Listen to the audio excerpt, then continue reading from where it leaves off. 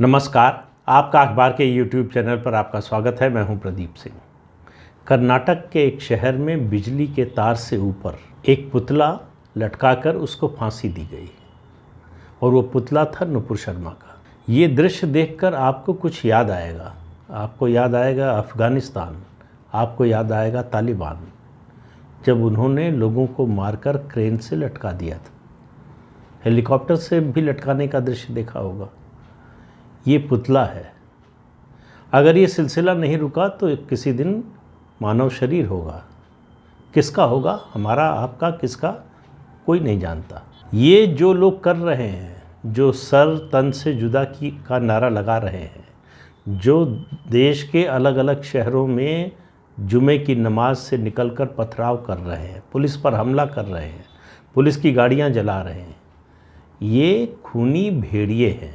ये सामान्य नागरिक नहीं है। ये अमन पसंद तो कतई नहीं है और इनसे निपटने का तरीका स्टेट पावर के इस्तेमाल का ही है, उसके अलावा कोई नहीं है। जब तक हम इसको इग्नोर करते रहेंगे, जब तक इसकी उपेक्षा करते रहेंगे, तब तक उनका हौसला बढ़ता रहेगा। ट्विटर पर शुक्रवार की दोपहर एक ट्वीट देखा हमने, इम्तियाज़ महमूद का। एक लाइन की ट्वीट है। वो पूरे दृश्य को बताने के लिए, समझाने के लिए काफ़ी है। एक लाइन है, आपको पढ़कर सुना रहा हूँ। Rana Ayub is safe in India, Nupur Sharma is not. आप इससे समझ लीजिए कि हम कहाँ पहुँच गए हैं, किस परिस्थिति में है। नुपुर शर्मा की जान को खतरा क्यों है?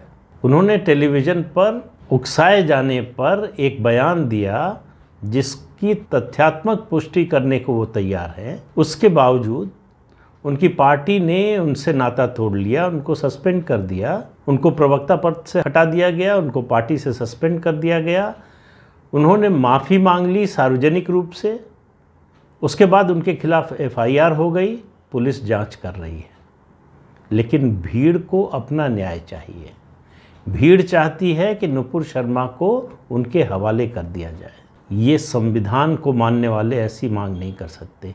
ये कानून को मानने वाले ऐसी मांग नहीं कर सकते। ये मानवता में विश्वास करने वाले ऐसी मांग नहीं कर सकते। ये सह अस्तित्व की बात करने वाले ऐसी मांग नहीं कर सकते। ये मांग, मैं वही कह रहा हूँ, ये तालिबानी मानसिकता है और तालिबानी मानसिकता को तालिबानी तरीके से ही निपटा जा सकता है।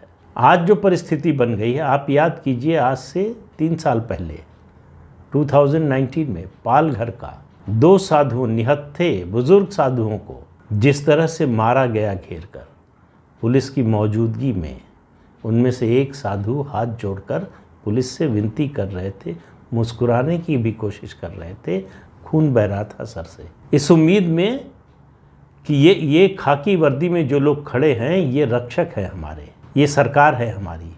महाराष्ट्र की घटना है, आपको पता है, और ये हमारी रक्षा के लिए आएंगे। नहीं आए। इसी तरह से दिल्ली में एक बॉर्डर पर जो कुछ हुआ उस सिख युवक के साथ, जिस तरह से उसको मारकर उसका एक हाथ एक पैर काट कर लटका दिया गया और मरने के लिए छोड़ दिया गया। कुछ लोगों के खिलाफ FIR दर्ज हुई, उसके बाद क्या हुआ नहीं मालूम।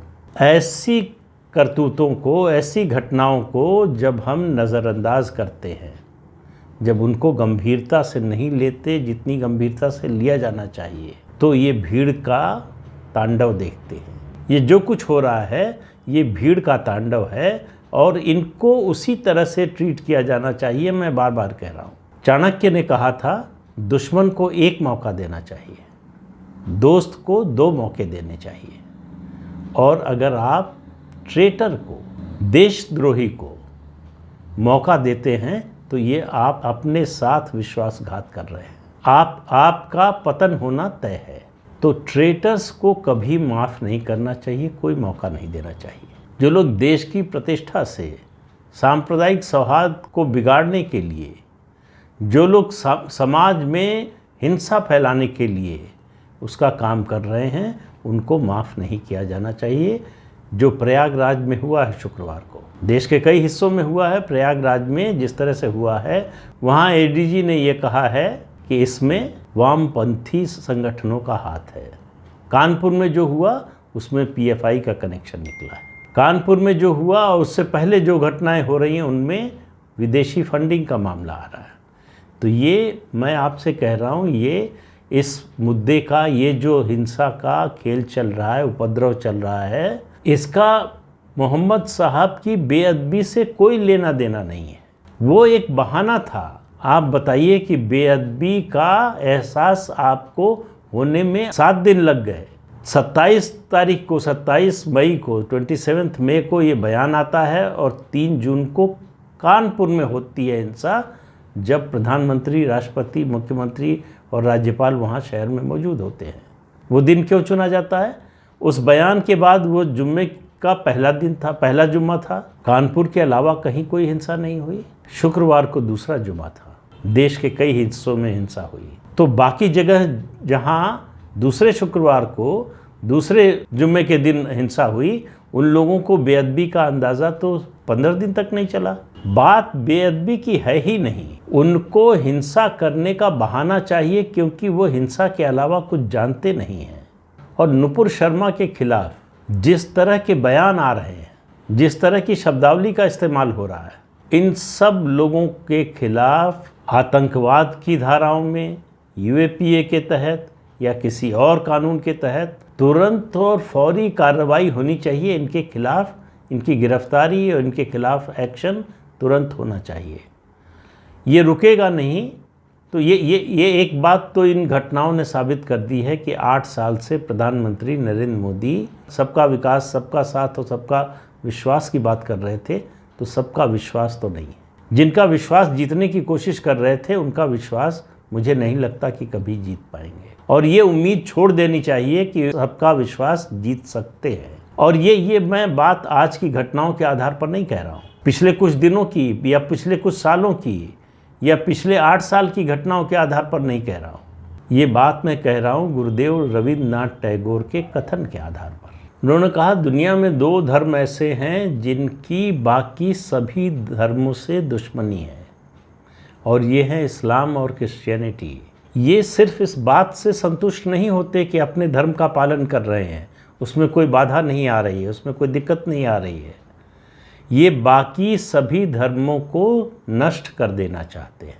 इसलिए इनके साथ शांतिपूर्वक रहने का एकमात्र तरीका है, ध्यान से सुनिएगा, एकमात्र तरीका है इनके धर्म को स्वीकार कर लीजिए। ये मैं नहीं कह रहा हूँ, ये गुरुदेव रविंद्रनाथ टैगोर कह रहे हैं। और आप समझिए कि ये बात कब की हो सकती है, ये आज़ादी से पहले की बात है। इसलिए एक बात सबको याद रखनी चाहिए, ख़ास तौर से जो लोग सत्ता में होते हैं, कि अतीत को अगर आप भूल जाते हैं, अतीत से सबक नहीं लेते, अतीत को याद नहीं रखते हैं, तो उसकी भारी कीमत चुकानी पड़ती है। यूरोप ने अपने अतीत को याद रखा, उनकी स्थिति देखिए। हम अपने अतीत को भूल गए, हमारी स्थिति देखिए। ये जो परिस्थिति बनी है, ये अप्रत्याशित नहीं है, यही होना था। सिर्फ बात यह है कि इतने समय तक इसको रोके रखने में भारतीय जनता पार्टी और प्रधानमंत्री नरेंद्र मोदी को कामयाबी मिली 8 साल तक। लेकिन वो दबा हुआ जो गुबार है अंदर का, प्रेशर कुकर में अगर सीटी न बजे, उसको रास्ता न मिले तो फट जाता है। तो इन लोगों को 8 साल से हिंसा का मौका नहीं मिल रहा था। मौका इन्होंने खोजा और बनाया। अब वो पूरे देश को उसी रास्ते पर ले जाना चाहते हैं। किसी भी व्यक्ति को अगर उसने कानून तोड़ा है, उसने कुछ गलत किया है, उसने संविधान का उल्लंघन किया है, तो उसकी सज़ा अदालत देगी, उसकी सज़ा कानून देगा। भीड़ उसको सज़ा देने का अधिकार नहीं रखती है। इस देश में संविधान का राज अब भी है, कानून का राज अब भी है। बस ये स्थिति इसलिए आई है कि हम एक ऐसे सुधार की कोशिश कर रहे हैं जो संभव नहीं है।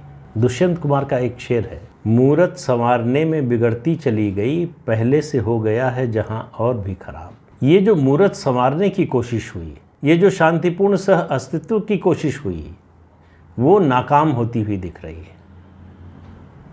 अब आप देखिए किस तरह के खेल चल रहे हैं। दिल्ली में जामा मस्जिद से नमाज पढ़कर जो लोग निकले, प्रदर्शन करने लगे, जामा मस्जिद के इमाम कहते हैं, बुखारी साहब, कि ये हमारे लोग नहीं हैं, ये असदुद्दीन ओवैसी के लोग हैं। जामा मस्जिद में जितने लोग आए वो ओवैसी के लोग हो गए, ऐसा कैसे हो सकता है? और जो लोग गए नमाज पढ़ने के लिए उनके हाथ खाली थे, लौटे तो उनके हाथ में पोस्टर थे, बैनर थे। तो ये कहाँ से मिला उनको? पुलिस को जहाँ जहाँ नमाज के लिए गए, प्रदर्शन विरोध की बात हुई थी, वहाँ वहाँ आश्वासन दिया था कि कुछ नहीं होगा, कोई विरोध प्रदर्शन नहीं होगा। वहाँ से निकलकर पत्थरबाजी हुई, पुलिस पर हमला हुआ, पुलिस के वाहन जलाए गए। तो ये सब सुनियोजित है, ये अचानक नहीं है। अगर बेअदबी का मामला होता तो वो अचानक, भाई आपको एक चीज़ बुरी लगी, उसका आक्रोश है, क्षोभ है, तो वो भी तात्कालिक होता है, फौरी होता है, तुरंत होता है, वो सालों साल नहीं चलता है। जिस तरह का रवैया मुस्लिम संगठनों ने अपना रखा है, ख़ास तौर से उलमा और मौलवी और जो मुस्लिम लीडरशिप की पोजीशन में है, और उसके अलावा वो सब लोग, वो सारे लोग जो अपने को सेकुलर कहते हैं, उनमें से किसी के मुंह से ये नहीं निकल रहा है कि सर तन से जुदा ये नारा जंगल राज का नारा हो सकता है, किसी फंक्शनल डेमोक्रेसी का, किसी सभ्य समाज का, किसी कॉन्स्टिट्यूशनल डेमोक्रेसी का नारा नहीं हो सकता है। इसका हर हाल में विरोध होना चाहिए।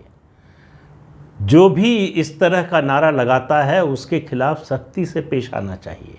तो जो लोग इस तरह का नारा लगा रहे हैं और जो उनका समर्थन कर रहे हैं, आप समझिए कि उनकी एक ही घोषणा है कि हम इस देश का कानून नहीं मानते, हम इस देश के संविधान में यकीन नहीं करते, हम भीड़ के न्याय पर यकीन करते हैं।